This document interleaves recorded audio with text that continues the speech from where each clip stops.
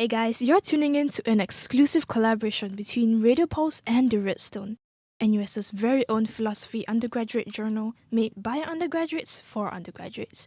I'm Vicky, year 2 philosophy. Hi, I'm Eliza. I'm year 4 philosophy student.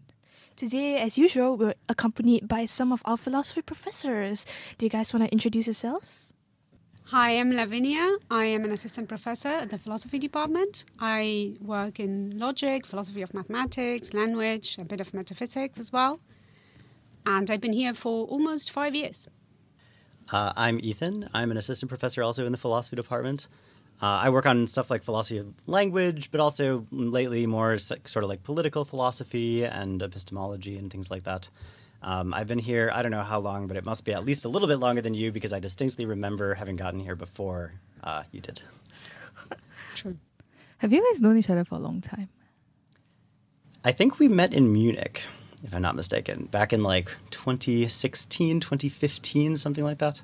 Yeah, I was in Munich as a postdoc then, or was I already an assistant professor there? I don't remember, but we were both there at the Munich Center for Mathematical Philosophy. Or like a conference or like... No, that's a center which is part of LMU Munich. Back then it had 2 chairs, one in logic and the other one in philosophy of science. And it was just starting with a Humboldt grant of millions of euros.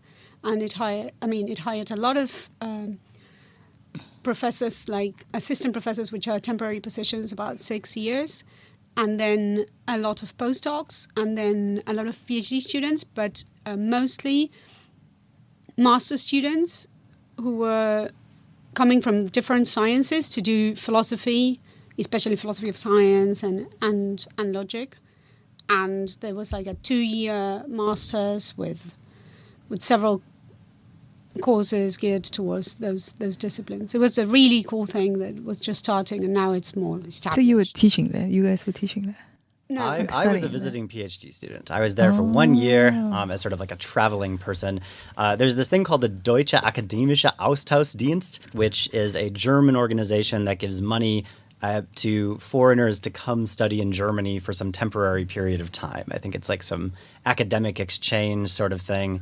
And so I availed myself of that opportunity and went to Munich and met Lavi. Do you guys like it there in Germany? I love Germany. I absolutely love the mountains near Munich. You can see them from the city. You can go skiing there. You can go hiking there. The lakes. You can swim in the rivers of the city. And the city has a good kind of sort of country vibe, although it's a little bit too posh. And Germans are sometimes not the most open folk. That's true. But the Germans that worked at the center were really nice people, and I made a lot of German friends, so cannot complain. Yeah, I like Germany too. It's an interesting place. I also like the nature. I feel like a lot of my feelings about a place is tied to just how good is the nature there. And so the mountains I find very delightful. You can do these things where you like hike into the mountains, and then you come across like some brewery run by monks, and then you have like a beer at the Biergarten there and have talk about philosophy. So I have very fond memories of this. I think I remember like going to Germany once when I was barely sentient, I think. And I was trying my hardest, I remember, at a breakfast buffet to open one of the sausages. And I was just going at the thing with like one of those plastic knives because, I was too young then. And I think I was at it for a solid 20 minutes or so. Never really got it open. Was it white? Oh, it might have been. But I think I remember after my parents finally helped me open it, it was not nice. It was not tasty at all. I don't like German food. I'm not sure if anybody really likes German food. I used to organize the Logic Colloquium, which was the weekly talks we had. And we had dinner afterwards, and it was paid for. But a lot of the times I would not eat out and wait to get home to eat my food. But that's also because I used to be a vegetarian. And so vegetarian options are not great. Were you a vegetarian for moral reasons, and did you change your mind about those moral reasons, or? I was a vegetarian for moral reasons. I have not changed my mind. I live in morality. In what? Sorry? Morality. I'm just Immoral. immoral. Knowingly Yeah. immoral. I do Yeah. not eat pork or octopi. Lamb. You also yell at me when I ordered lamb. I do not eat babies. Like any Like, species of babies? beef. Oh, that's interestingly specific. I've never heard of that before, actually. All right, I think it sounds like one common thread that you guys have talked about is actually about logic. I think quite finally, I did say this in the previous podcast too, but actually my area of interest in philosophy is coincidentally logic. Maybe what's the funnest part of logic to you guys? What is the most fun?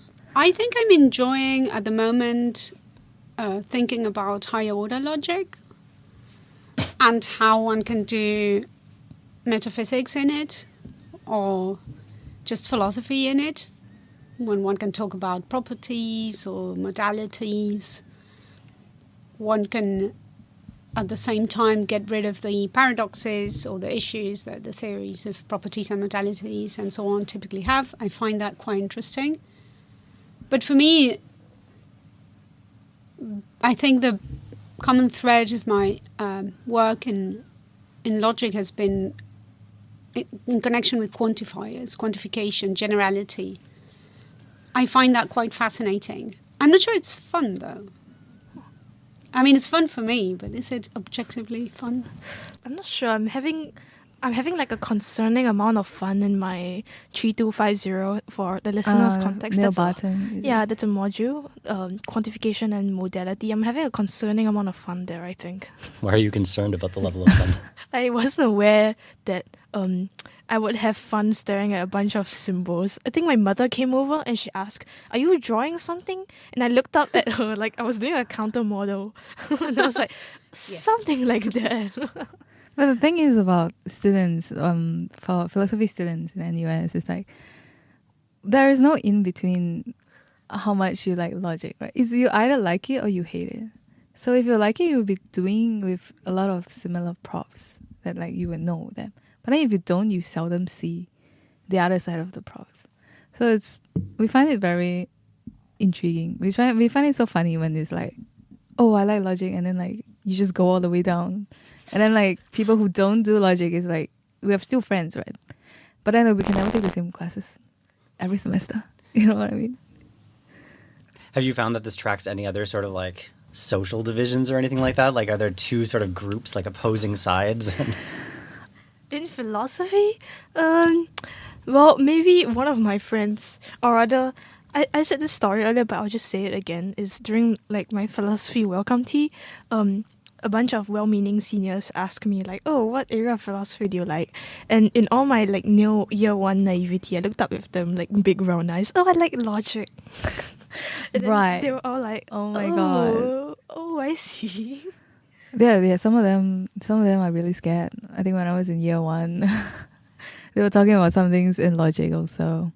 And at the point of time, we didn't really know much about logic because we were just like, we are not mathematicians. Like we don't take mathematics. So it's just like, okay, logic, let's do it. It's like prerequisite. We have to do it anyway. And then because like if it's the first time taking Prof. Lavinia's class, you're gonna be really shocked by the degree of difficulty. Are Prof. Lavinia's classes known to be difficult? Yes. Interesting. And that's why some of them don't take it. But do you think it's the topics that I cover, or how demanding I am, or the depth to which I will I think it's take you guys? And maybe it's force a you to- conjunction. I see everything. A little bit of this and a little But bit like of the people who likes it will like it a lot. Like I'm pretty sure Vicky will like it. What modules are you going to teach in the future? I'll keep a special lookout. She wrote it in her board. that. Oh, Yes, have you seen? I have in my You go to her office. office. On Oh, my okay, office I'll door, check it there's out, I'll check it a out. whiteboard, and I asked which courses would you like me to teach next year? Because this year I'm not going to teach. I'm on leave. Someone wrote higher order metaphysics, is it? But Prof. Dan says that he wants to talk about that for philosophical logic next semester. High order metaphysics could be, for instance, one topic in a metaphysics course. If it's because the problem is not many people would tolerate a full course in high order metaphysics. That might be too much. It would have to be. I think it would have to be a 4K And I think I took Fun. too many of those recently. So with regards to the question about is there a social divide, I do think that if we have a math and science background, we tend to like logic more. Because I was a science student all the way and then I switched. Vicky, what about you? Oh yeah, I'm exactly Right. the same. Like Yeah. I was taking triple science. I was doing H3 science research during my JC. So I was really deep into the science research rabbit hole. And then I went to university and I was like, let's try philosophy. And wow, it's a lot fun, a lot more fun. Yeah. Which is very rare because like philosophy is not viewed very prestigious in Singapore, at least, like not in the Western countries.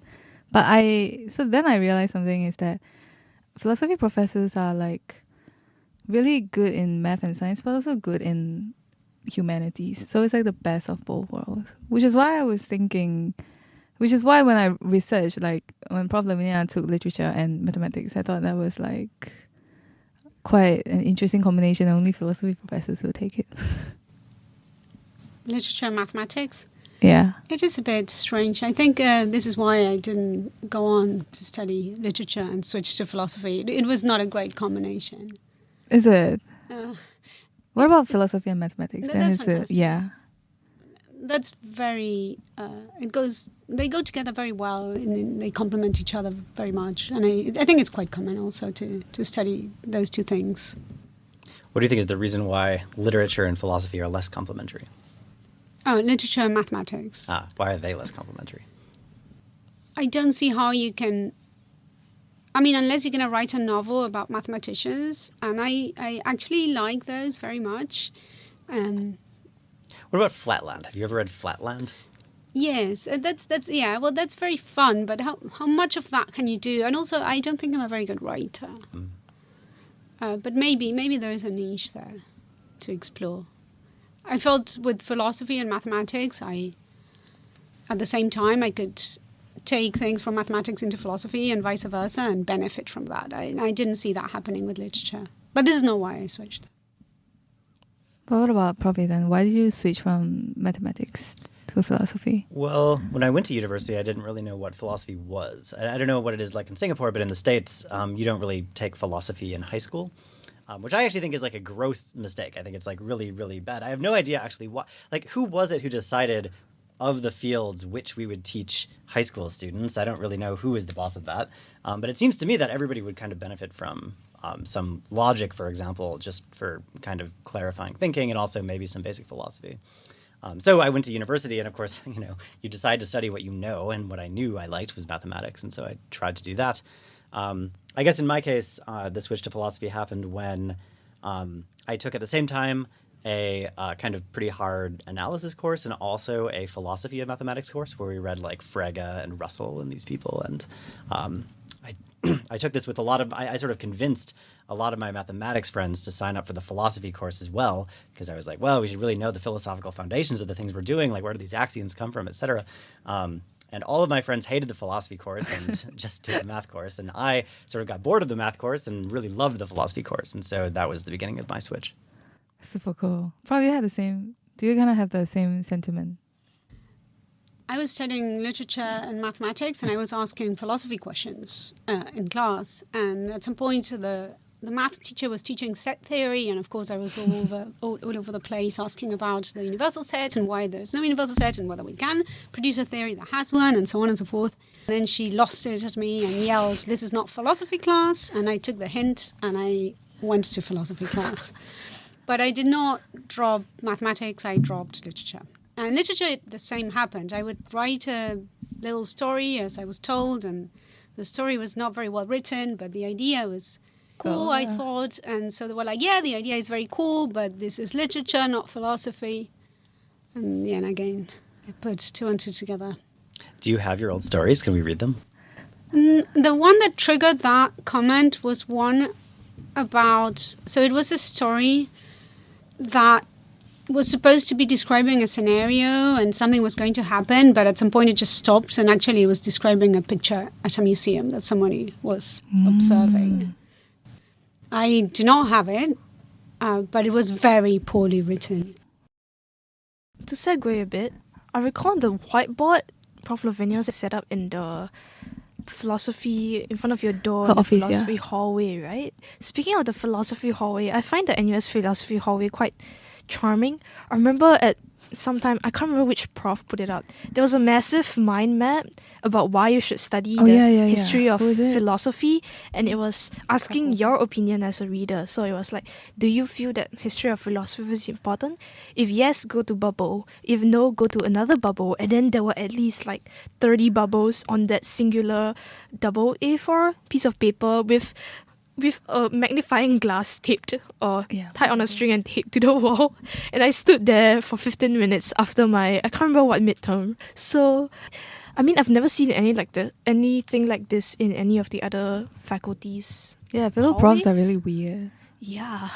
But I think it's In a cute good too. way. It's like, oh, you're trying to convince me to take your module, even though you have no idea who I am or whether or not I can even take your module. Well, you have to know that if we get more students, the university likes us a bit better, and our chances of getting fired go down. This is why I will be teaching 2K, maybe 1K, and 3K modules.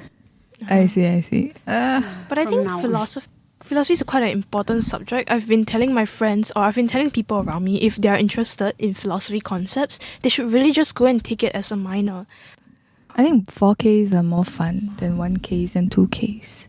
So for us who we don't really know what philosophy is, and we don't, for them, at least now we know, but like for people who are just starting out, wouldn't know what is analytical philosophy.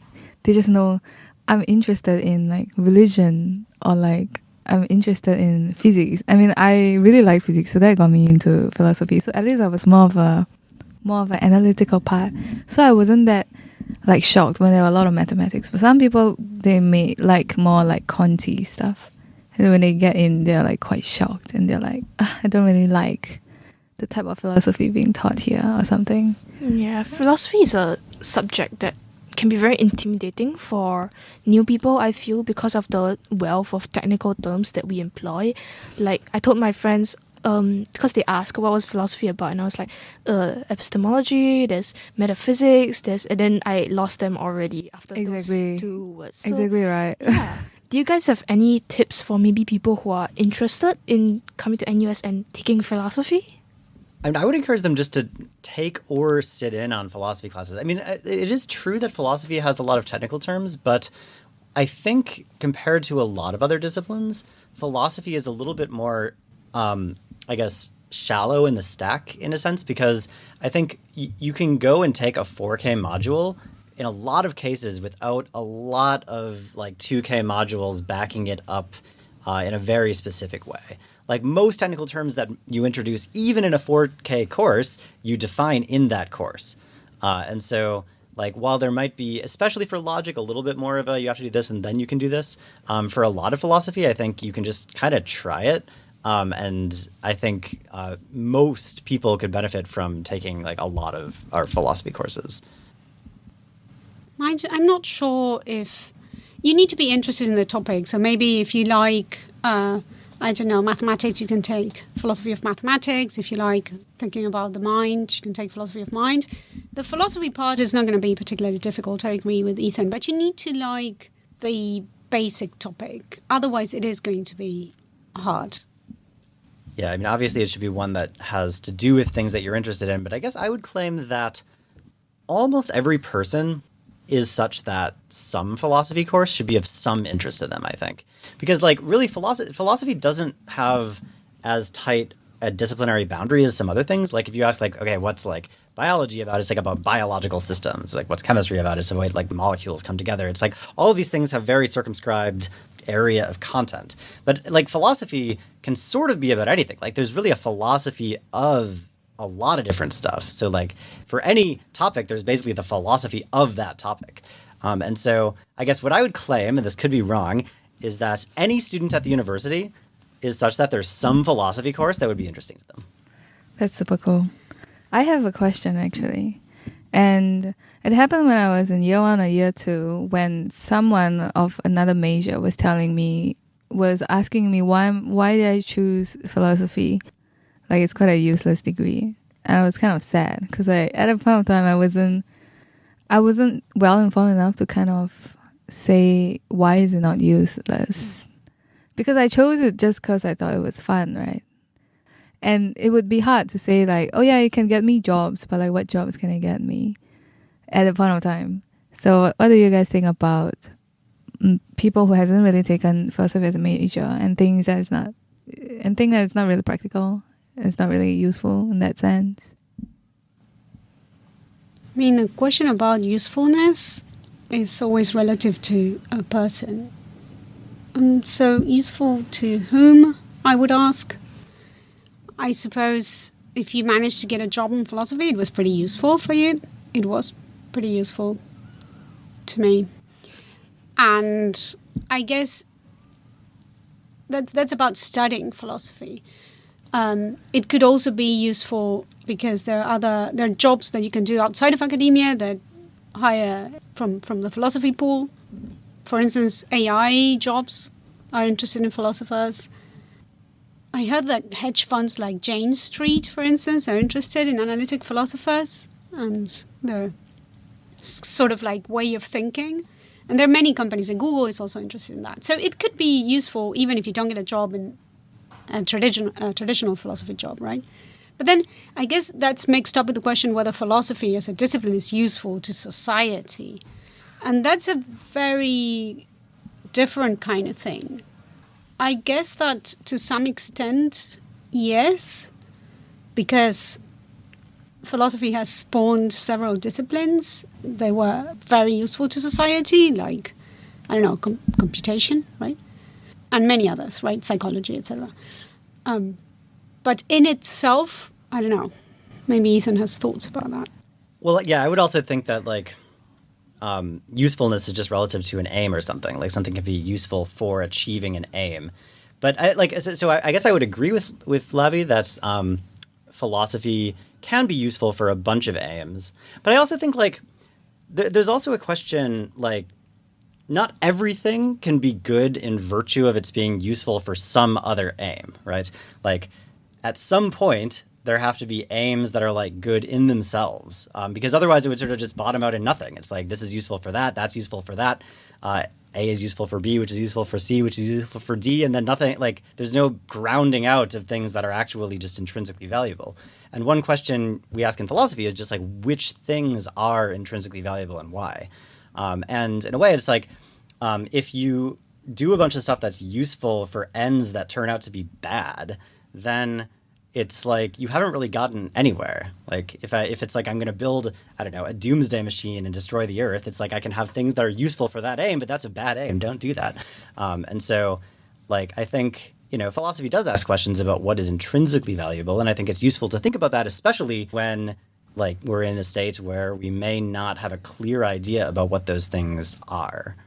Yeah, I think me and some of my PPE friends, PPE stands for Politics, Philosophy and Economics, we were talking, and I think there's this one sentence that always stuck with me, which is, what is a university without a philosophy department? Because, I mean, topics on ethics, especially, I mean, just hearing your answers to the question in and of itself already shows the benefits that philosophy can bring to the table. The way you answer questions, the way you think. This is possibly my greatest takeaway from uni, and why I keep staying in philosophy is because I'm actually being challenged. For me, I value thinking a lot, so I didn't want to come and study something that I didn't feel like studying and had no interest in. But philosophy was the kind of thing that really hit it in the exact, like the really good spot of you having a hard time thinking and having a headache, but also enjoying that headache and seeing the value of the headache. I don't know, man. In 4K classes, I need to start writing papers. Sometimes I go into my women writing cave and I kind of die there. Because it's like, it's too difficult. I can't do this. Yeah. But I learn a lot at the end. At least, I think. And thinking is painful. Yeah. It's like lifting. No, I remember when I was year one, during open house, you need to have like some professors, philosophy professors trying to promote the major, and Prof. Lloyd was there, and he was like, philosophy is like a mental gym. So I didn't know what does a mental gym means. But now I fully understand what is a mental gym, because I think I have been gymming every day mentally. Yeah, and it spends a lot of calories. Your brain Yes. spends most of your calories. Maintaining the brain takes a lot. It's huge. That means we burn a lot more calories on average than other people. Assuming we think more. So, yeah. I mean, mathematicians might think a bit more than us, I suppose. Maybe that's true. Can we talk about hobbies now? Oh, sure, yeah. I've heard from Eliza that you guys share, and as you guys shared earlier, a love for skiing. How does that work out? I have like an important question for skiing because I think I'm going to ski soon in December in Japan. That'll be my second time skiing. The first time I skied, I crashed into people. So that's bad. I'm quite curious if you have some tips for like beginner skiers.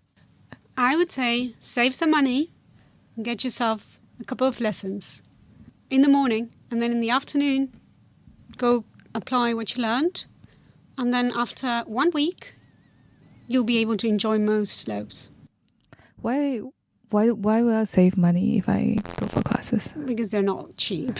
No, she's saying you need to save money in order to buy the class. Oh, I see. But you need to have money just to go to the ski slope anyway. No, yeah, exactly. But usually when we ski, it's like 3 days, right? What would it be like a week? Do you ski for a week?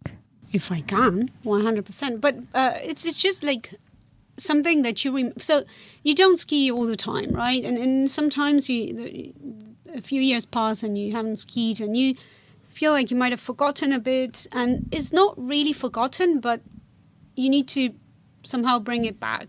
You need to remember what you've learned, and that takes 1 or 2 days. So if you only ski for 3 days, you might not make progress that time around. You might just go back to where you were before. If you want to make progress, I would suggest at least 4 days skiing. That is tough. Now I know I can get better at skiing. Also, we come from a tropical country, so like skiing is such an expensive and weird hobby for Singaporeans. Keeping on this topic of Singapore being like a tropical country and all that, I mean, do you guys have any thoughts about Singapore, I guess? I mean, I think I grew up in a place that's very cold most of the time. It's like snowing. It's like desolate landscapes, snow covering everything. And so for me, I guess the heat in Singapore, especially the humidity, was kind of challenging. Like every time I would open my apartment door, I would be hit with this wall of just this like wet heat, and I would immediately find myself drenched in sweat, and it was really, really kind of uncomfortable. But I think I've gotten more used to it. I've for the last year basically almost never used my air conditioner. I'm trying to like vibe into the heat. I mean, at night I use my air conditioner, but not during the day. During the day, I ban it. And every time Lavinia comes over, the first thing she does is switches on my air conditioner. So I lived like probably the first 15 years of my life without aircon in my house. So I don't switch on the aircon when I sleep. So like if I switch on the aircon when I sleep, I kind of fall sick because it gets a little bit too cold. I feel like a lot of profs have problems with the heat actually, but like you guys are still here, so that means that the heat is still bearable. My main problem is I'm okay with the heat, but in the end it doesn't work out really well because I spend a lot of time indoors during the day and I don't get sun and I don't get to be outside, and that makes me a bit sad. So that's my problem. It's not so much that I cannot tolerate the heat at all, but that the way I have of tolerating it precludes me from spending as much time outdoors as I would like to. Actually, Singaporeans don't really like the sun. A doctor here once told me that the majority of Singaporeans have a vitamin D deficiency, which I think Probably, is crazy because yes. the solar energy here is Exactly, just incredible. yeah. Like, the sun is directly overhead, which I'd never experienced before coming here. Because probably in your country, if it's like really cold, you don't really get to see the sun, so you get a little bit sad. But then for Singaporeans, we see the sun every single day. We don't want to see the sun. I want to see the sun. I'm a vicious exception. Everyone thinks I'm crazy. You want to be under the sun. I want to be under the sun. Like sometimes when I have the sniffles, to cure it, I'm like, okay, I'll go out and I'll stand under the hot sun for 5 minutes. And I do that, no shelter, no nothing, and then my sniffles go away.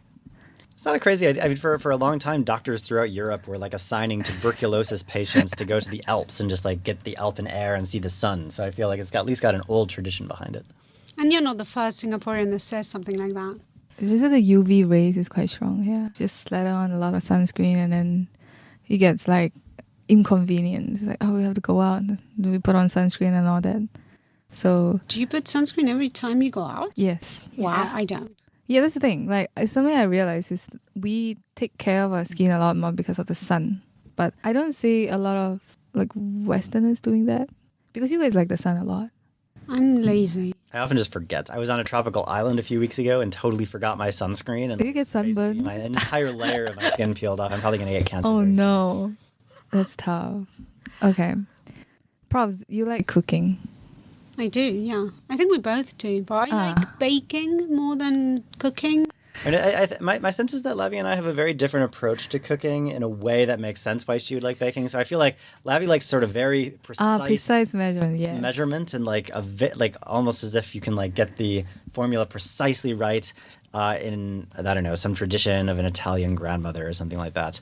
And that's the way she does it. I'm much more freewheeling. I sort of like look at what I have and then throw things in a pot. Yes. It's sort of slovenly in some way. Sometimes it's okay to do that, and sometimes you fail to achieve results. It is true. I've often failed to achieve results. I mean, there definitely are things where I've just capitulated to Lavi's way of doing it. For example, I've been trying to brew kombucha, and my kombucha just wasn't working at all, and it turns out I just like wasn't using the right proportions. So apparently just like randomly throwing sugar and yeast together with tea is not the right way to make kombucha. And I made that remark. I said, you need to measure these things, and I got laughed at initially. Well, I laughed at you, but then I listened to you, and now I totally capitulate to this way of thinking. I think Baking is all about that.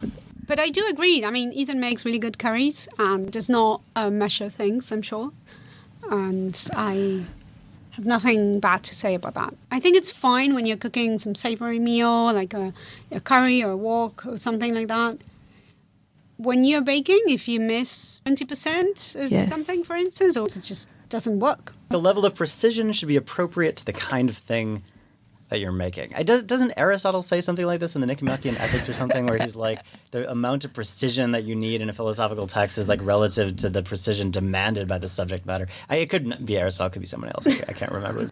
But you mentioned Italian grandmothers, and I think that there are two complaints that I have typically when we discuss cooking with Ethan. One of them is measuring, and the other one is ingredients. Ethan sometimes thinks that you can make a particular dish with whatever ingredients you want. And I think that the identity of a dish is supervenes, partially at least, on the ingredients it has. So different ingredients, different dish. So I would totally object to the way that you describe my claim. So my claim is not that you can make a particular dish with any ingredients you want. My claim is rather that when you're cooking, you should aim at one thing and one thing only, which is creating like the tastiest and most interesting thing possible. Whereas Lavi, I think, kind of takes the food categories that Italian grandmothers have designed as being something like these natural kinds, like these natural food kinds. And so when you make anything like, for example, a bolognese, you must do it according to the traditional recipe of the grandmothers. Whereas for me, it's like I'm totally happy to admit that whatever I'm making is not bolognese because I put in parsley or something like that, which I believe you once I believe you once scolded me very heavily for. But I just think there's no particular reason to aim at this arbitrary set of kinds that's been bequeathed to us by a particular set of Italian grandmothers. Sometimes we want to make a good carbonara, for instance. And sometimes we want to make a miso carbonara. And they're not the same thing. I totally agree. I totally agree that it's they're just not what the you're same aiming. Are you going for a bolognese? But now it just sounds like we're having a totally verbal issue, right? The only issue is how we describe the thing that I'm cooking, not whether it's a good thing to cook, etc. I agree, but also adding parsley to that recipe is a sin. Not because you're not making bolognese, but because... But did it taste good, though? Good. No. I think it tasted good. No, that parsley thing is not good. But I think you just don't think it's good because your taste buds are like modulated. Biased. They're biased into these categories that were created by the Italian grandmothers. Wait, Right. now I'm really curious about. So for a bit more context, maybe I used to work in a restaurant too. So I was a part-time cook. So I think I can totally empathize with what you two are saying, because I would be like Prof. Lavinia in the kitchen, but at home I'd be like Prof. Ethan. I feel like I'm not a very good cook. So if I were to cook, because I lived alone when I was in Japan, right? Granted that Japan has a lot of like convenience store and the food is really good, but you know, as an undergraduate, there was a time where I was like, maybe I should try cooking a lot more. And then I realized that I was more of like Prof. Ethan's kind of cooking. But I think it's based on convenience, you see, because I can't always get the ingredients that I want exactly because it will run out. And then there'll be like the different types of condiments that I have to get. And I don't have all the measurement equipment.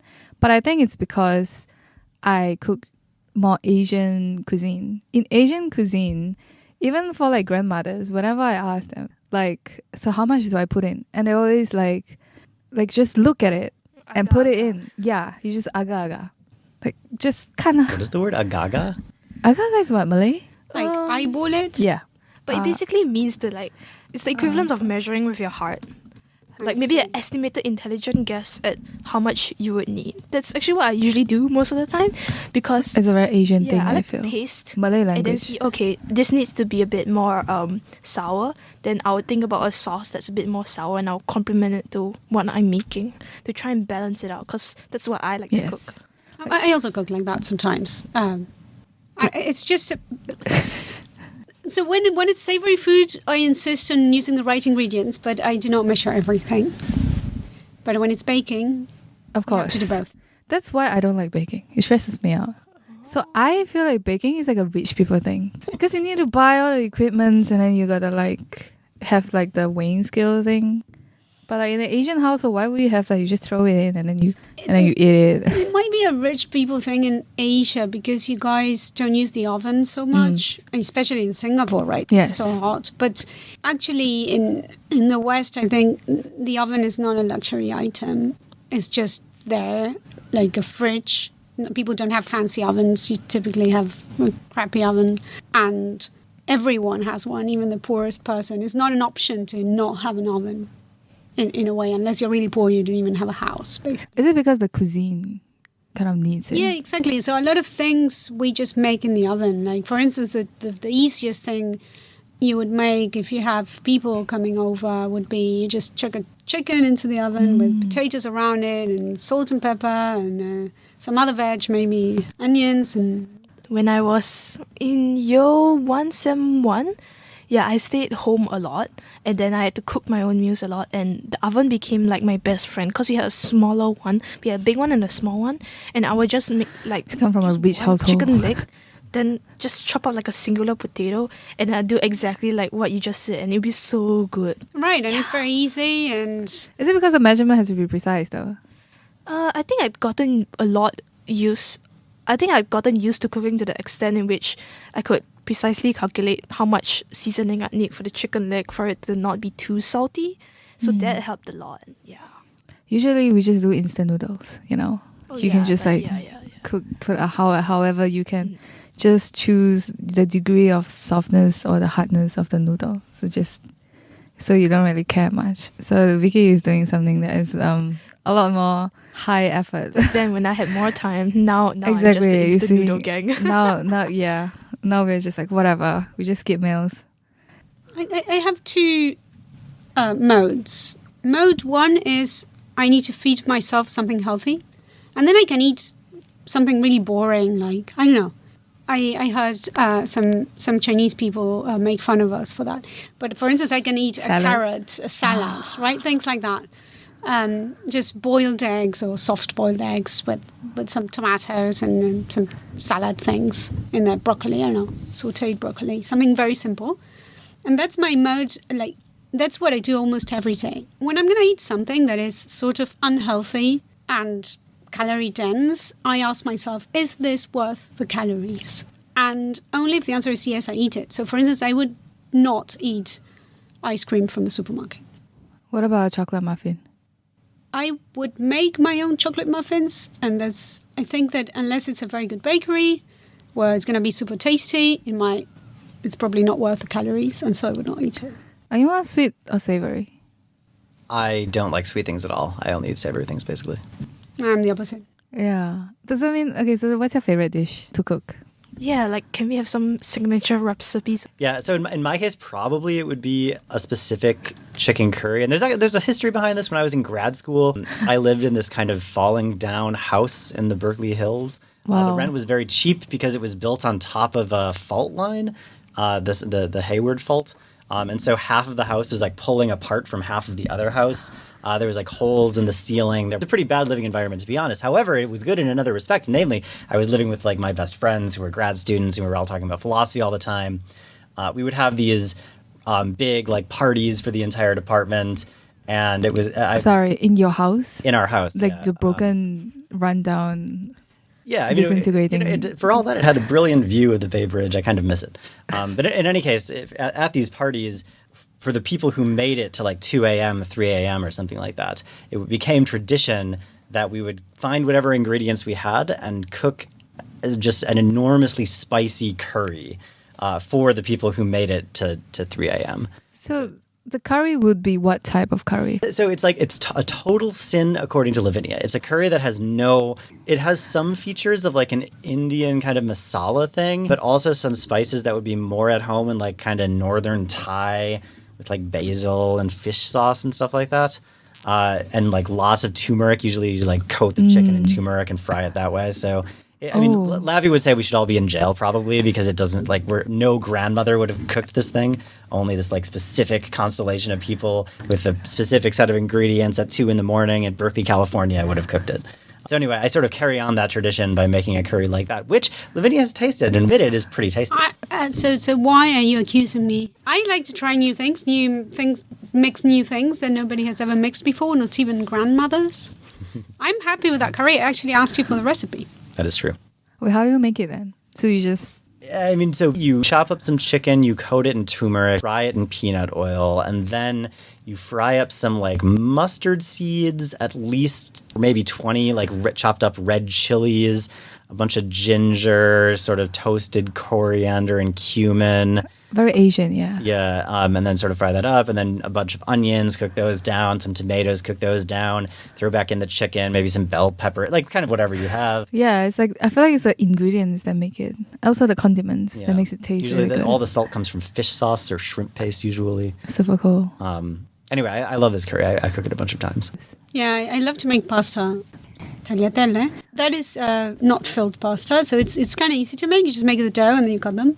But I like to make elaborate things because cooking relaxes me a lot. So I like to spend a long time in the kitchen. I make filled pasta by hand. Now I've been making tortelloni and with lemon butter sauce. That takes me about 4 hours and it's fantastic. I love it.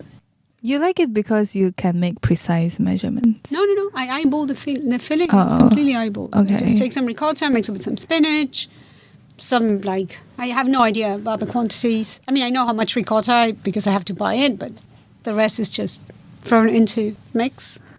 Do you find it therapeutic then? Yes, very much. Just to like do the same action? Even when I was a student, I was... I was studying for like weeks and then I took the exam and then to relax I would go home and cook for hours. That's a very healthy way of de-stressing. It's great. It's really good. When I de-stress, I just cry. It's much better than drinking, you know.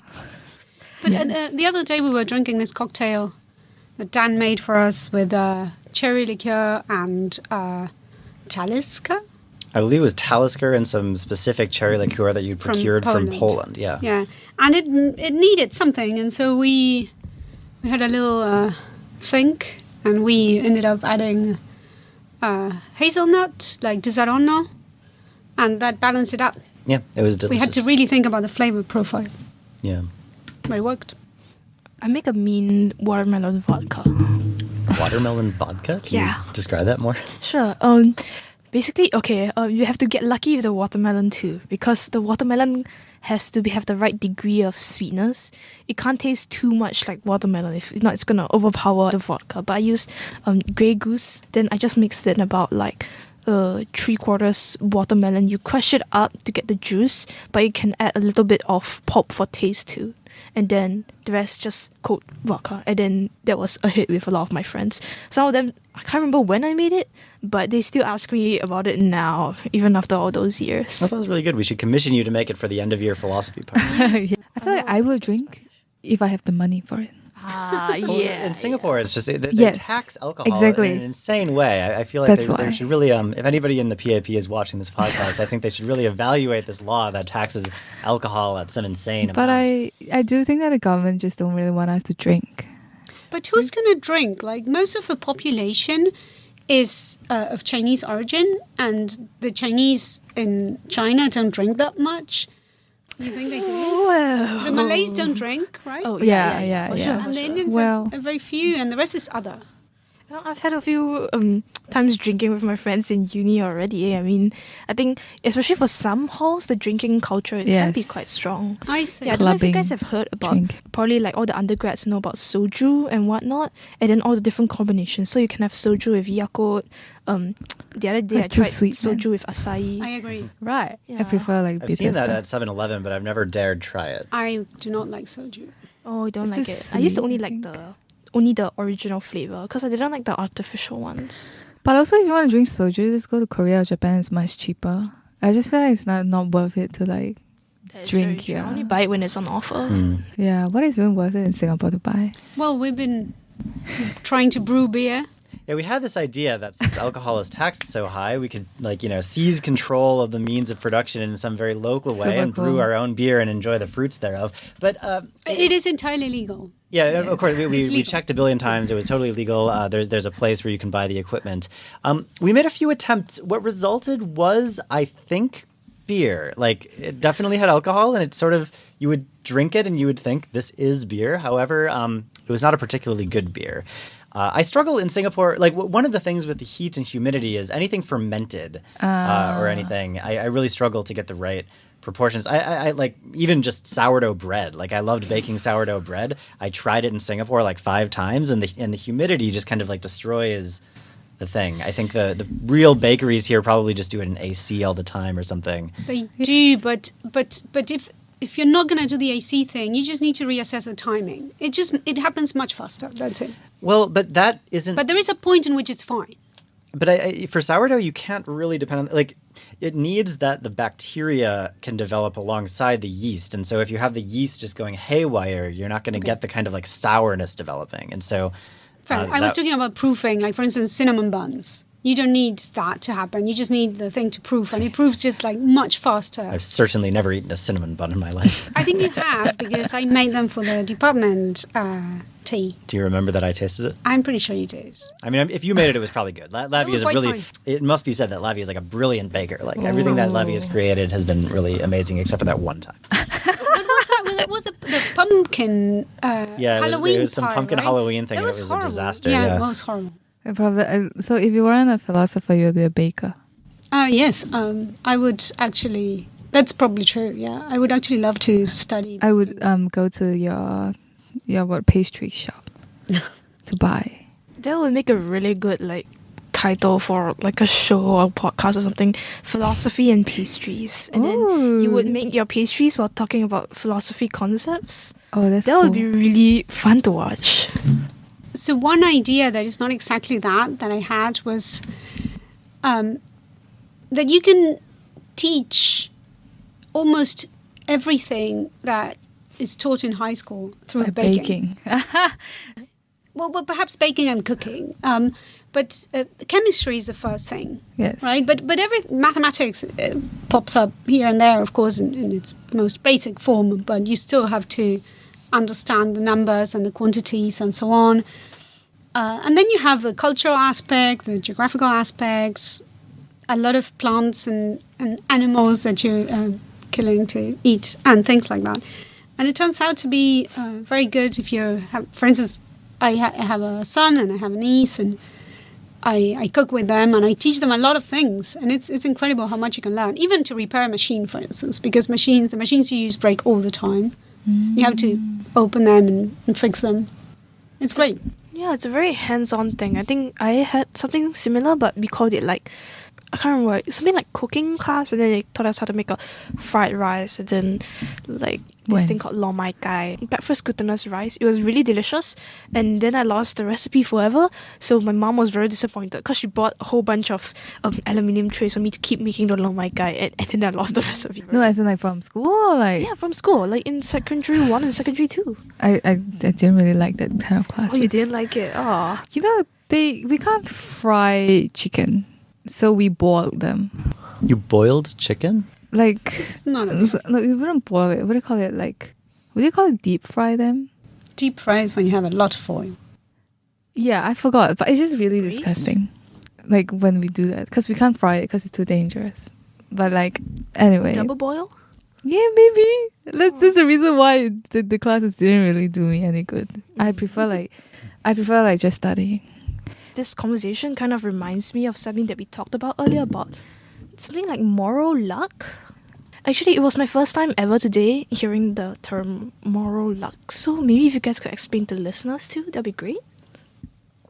So I guess the basic idea behind moral luck is it seems like there can be cases in which two people do in the internal sense exactly the same stuff, but one of them ends up in a worse kind of outcome. So like, just to take kind of a standard case, it's like two people drink the same amount, both drive home, they're drunk or whatever and driving. One of them runs over a small child and kills them. The other makes it home with no consequence.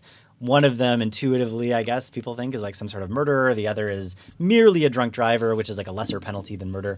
And so the question is like, is there a moral difference between these two people, or morally speaking, are they exactly the same? And I think Lavi has a clear intuition about the answer to this. Yeah, I think they're the same.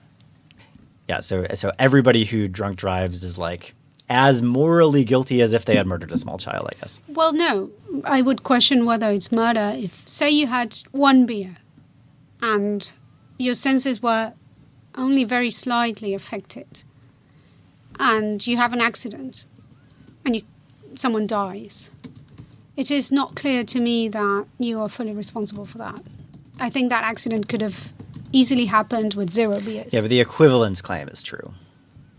Yes, that these two are exactly. equivalent, yeah. But this is why I said I would not describe it as murder necessarily. Depends on the case. If you're absolutely drunk, well, if you're absolutely drunk, then again, I'm not sure how responsible you are for your actions. But I know people who get substantially drunk, but not so much as not to have responsibility and be aware of what they're doing, and they go and drunk drive. They're the same as if they had an accident and killed someone. And yeah, that's how I see it. I'm not sure people would share this opinion, but if you do something, so for instance, if I start throwing things off a balcony, heavy objects, I think I am and I know that I can kill someone, then obviously in that case, I think most people would agree that I'm no different from someone who recklessly kills.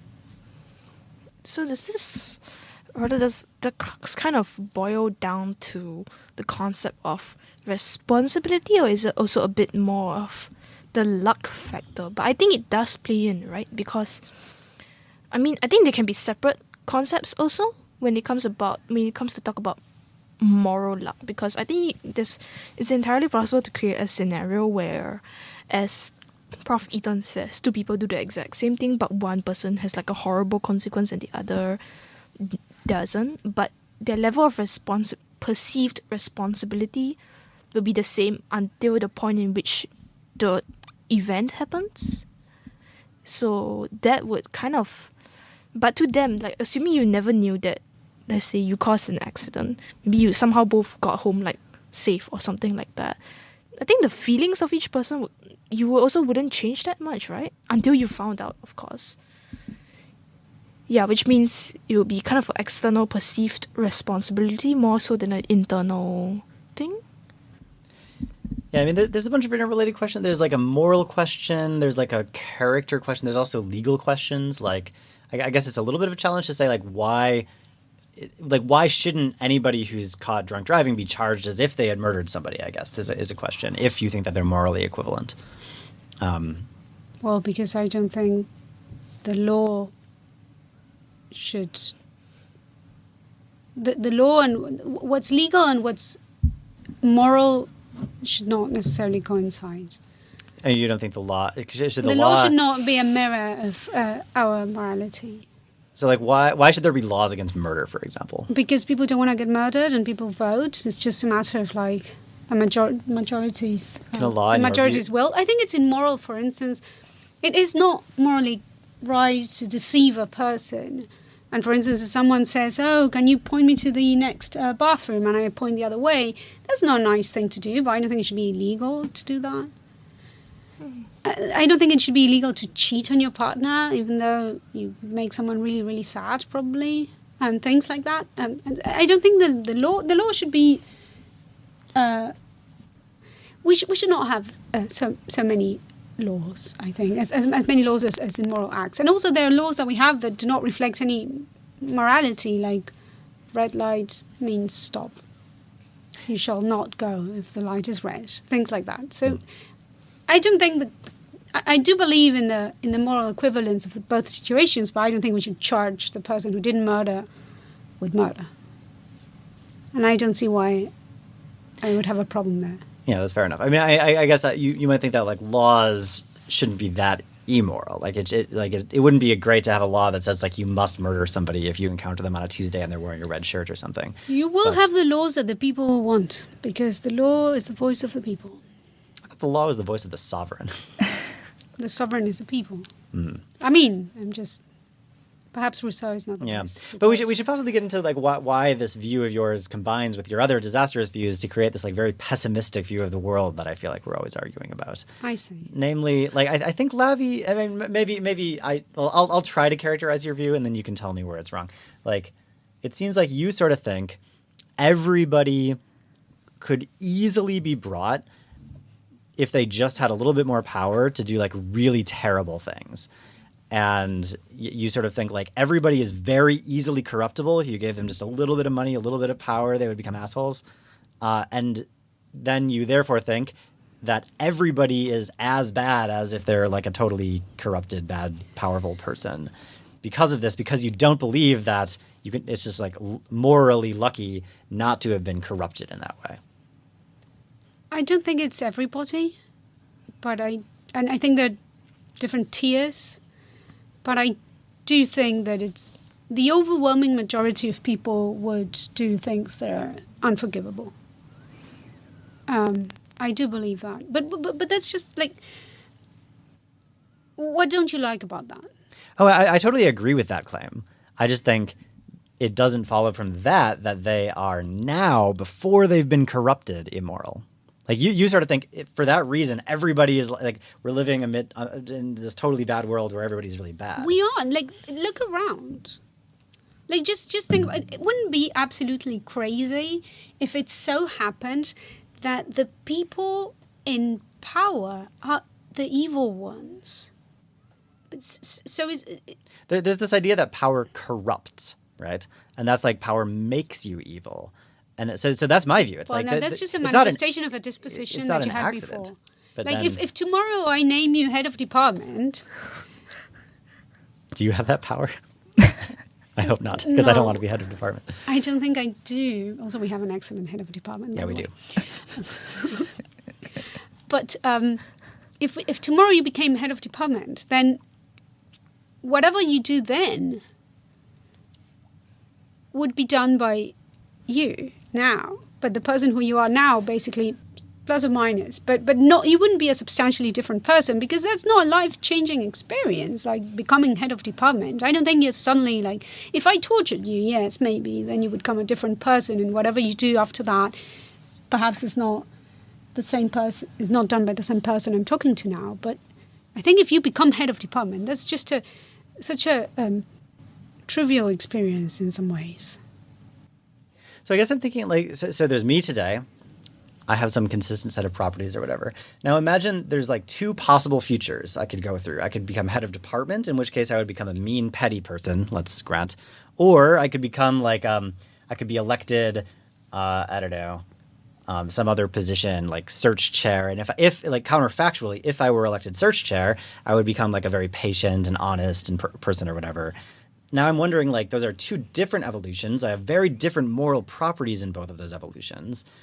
But you want to kind of say, today, I'm morally responsible for all the bad things that I become in the bad case, why not also judge by the good case where I do good things? I'm not judging you. My claim is not. You're literally judging. You're telling me which people are morally good and bad. That's like paradigmatic judgment. I am not judging any particular person because I don't know. Yeah, so the content of people's hearts is like unknown, but exactly. I'm granting you in this case that when I become chair... I have transparency. I would judge you for both. You think I can't? Well, it sort of seems as though you're attributing to me like incompatible moral properties. No, because I would relativize to a possible world, and that's it.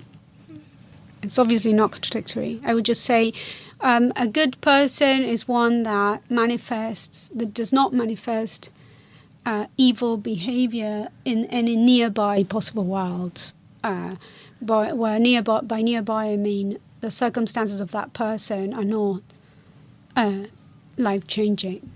Like, I don't know, being held in prison in a cell by yourself for like 10 years. So you admit that if somebody is like tortured in a prison camp and then they become a bad person, that's genuine kind of like constitutive moral luck. It's like they weren't bad and they became bad through this process. Yes, there are things that can change you radically. Like, you hit your head really hard and then suddenly you're a different person. That can happen, I suppose. I think there are some examples of that happening in this book that is funny, but I forgot the name of. Anyway, psychiatry book.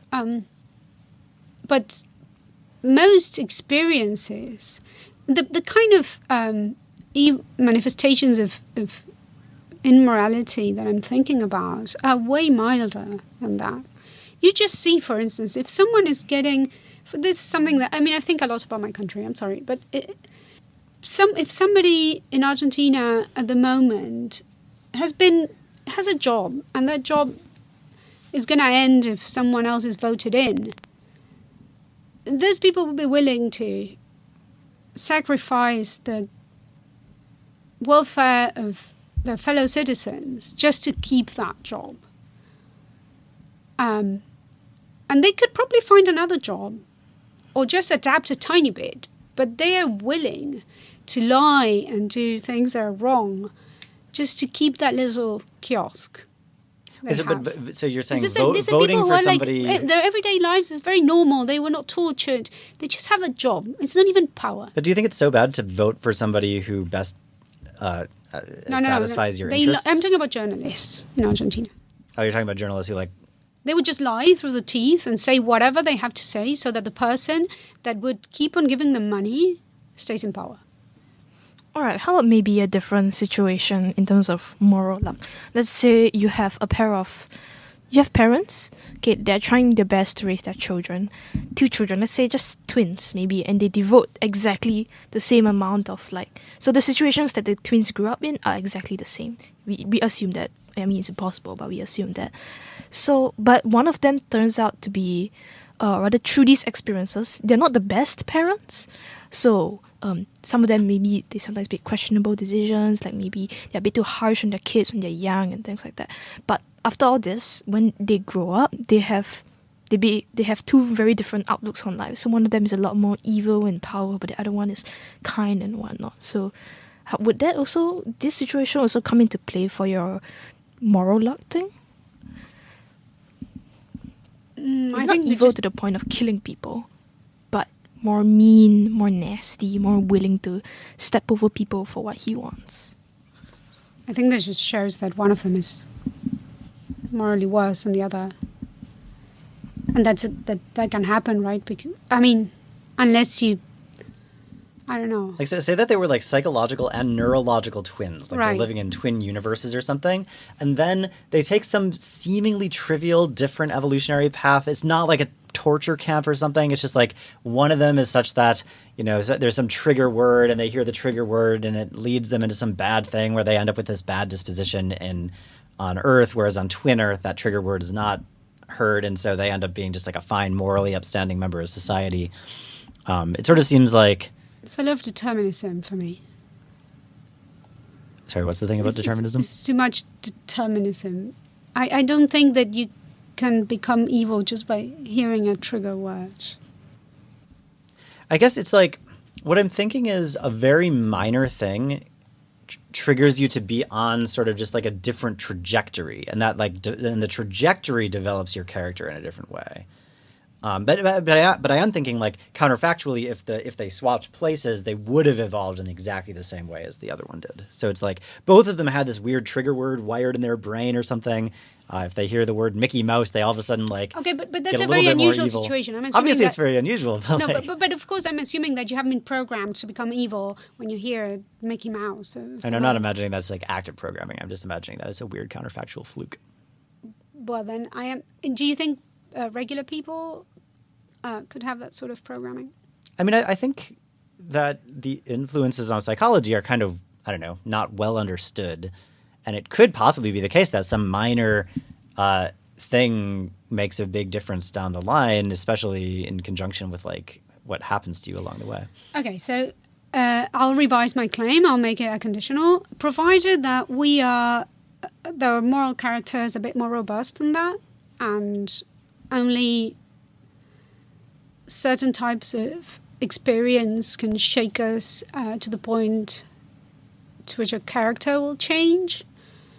Then most people are evil now because in very nearby scenarios where nothing life-changing happened, they would manifest evil dispositions. Now, if you're telling me no, a lot of people are such that the most, like, just a set, even a sequence of very, very non-life-changing mild events would change their character and make them evil, then of course my claim, the consequence of my conditional will not hold. I see.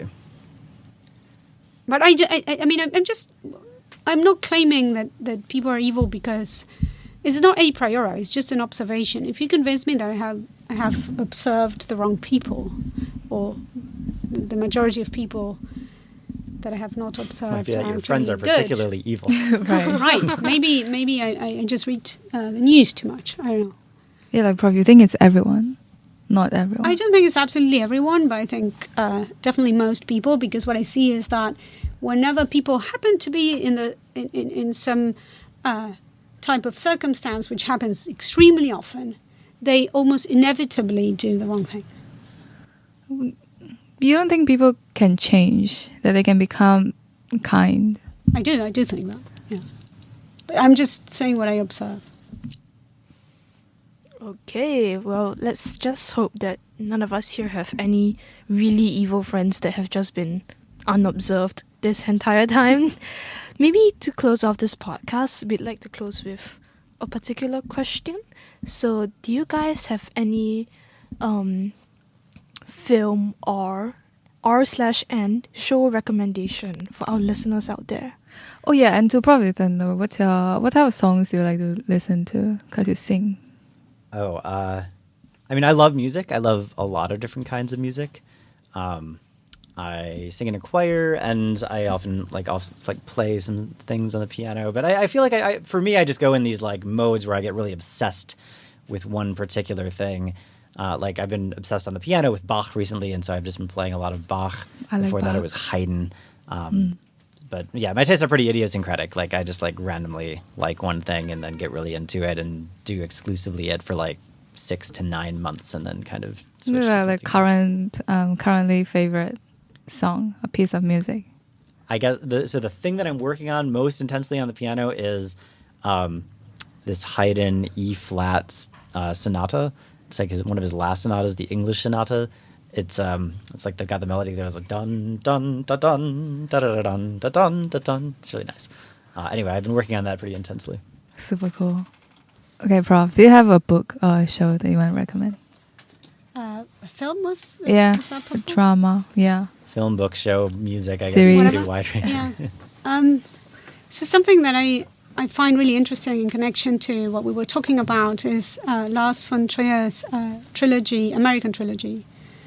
The first one is Dogville. What is it about? It's about how everyone, even the good ones, can become evil. given the circumstances. And then there's another one that came later, which is about slavery. And it's similar. And then there was supposed to be a third one, but I think it has not been made yet. This was a very long time ago, so probably the project has been abandoned. However, I feel, and this is just a little hunch, that Django, the Tarantino film, is a response to this truncated trilogy. And so I would watch those 3 films in a row. And as a kind of advertisement, I'm teaching a philosophy and film class at the 2K level next semester. We will definitely watch Dogville, and we will definitely discuss some of these issues. Perhaps I will even have Lavi come give a guest lecture on it, because she seems very into its message. I mean, these films are horrible. Wait, how old is the film? Dogville, I think 05 or so. Yeah, I think in the 2000s sometime. Yeah, 2000. It's an amazing film. I really love the film. But then, what's the name of the? I can't remember at the moment the name of the second one, which it was supposed to have Nicole. So the Dogville has Nicole Kidman as the main character, and then the sequel was supposed to have Nicole Kidman as well, but she didn't get along well with Lars von Trier, or maybe Lars von Trier was just horrible. That's how it probably went down, and so. It has a different actress, but it's supposed to be the same character. Is it Mandalay Bay? Mandalay, I think, yeah. Yeah, Mandalay. And it's a terrible film. And then Django is identical at the beginning, but then the outcome is different. So in this discussion, I would be Lars von Trier and Ethan would be Tarantino. Wow, that's actually really interesting. So for all listeners out there, if you guys want to watch the films that our profs have just mentioned, and again, duplicate shout out to the philosophy of film. Was it the mod they're gonna teach next sem, right, Prof. Yes. Ethan? Yep. No, it's philosophy and film. We're going to be dealing with like philosophical issues that are raised by film. We're going to watch a lot of amazing movies, talk about them, talk about the philosophical issues therein. So yeah, please take the class. That'll be great. Yeah, I'll hear. Hopefully, well, everyone who listens to this gotta sign up for the class now. So, as our podcast comes to a close, maybe do you guys have any final sentences, words of advice, anything you'd like to tell to all dear listeners out there? I would never presume to give anybody advice. I just wanted to ask if people are interested in any of the topics I could teach, and they want to tell me about it. Please email me. Let me know so I can plan the next academic year. No, yeah, I'm actually quite curious. Like, Prof, will you actually do something like philo and film? Or like philo and games or something? Because you said you wanted to do like non-4K mods, so you want to have more students. Like, Prof Isaac, he's doing feminist philosophy, and I'm in his class. But it would be something that is like not really his research, kind of, because he's like analytical, but feminist philosophy is not really. Outside of my research, the thing that I'm interested in the most at the moment would be philosophy of economics, but I'm not sure many people would take it. A more fun class, I think we have enough people teaching fun classes, no? Like Ethan, philosophy of film. I don't think I'm qualified to teach philosophy of film. Maybe philosophy and games, but it would be just game theory. Philosophy and pastries. I mean, we can teach philosophy That's true. and eat pastries. That's I true. think you'd get a Prof. lot of sign-ups. Yeah, you should implement that I next see. time. Yeah. Well, I'll We think need about NUS that to build us an industrial kitchen. one.